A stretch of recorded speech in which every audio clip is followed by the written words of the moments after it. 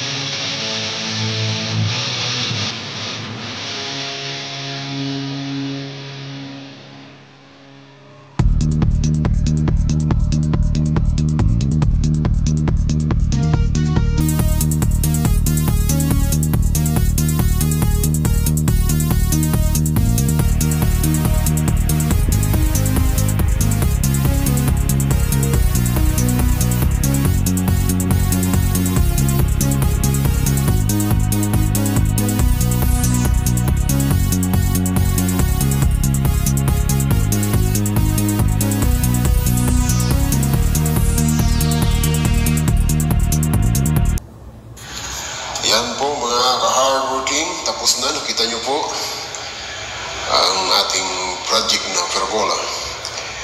Sa awa ng Panginoon, natapos din po natin mag-isa. Wala po tayong diyang katulong or helper.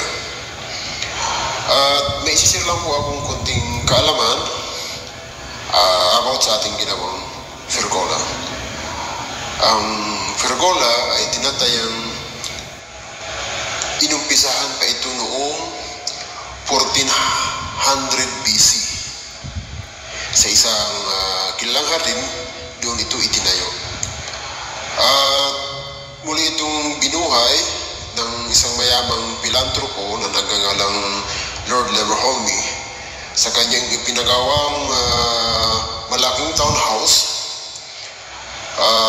kasi siya ay mahilig sa hardin. Mahilig sa magagandang hardin. At Kaya siya naisipan niya magpatayo ng malaking townhouse at nilagyan niya ito ng hardin. At muli niyang binuhay ang pergola noong taong 1904. At tinawag niya itong The Hill. Yan po ang kunting kaalaman natin about sa pergola. Thank you po at please subscribe my YouTube channel. And keep safe all. God bless. Thank you.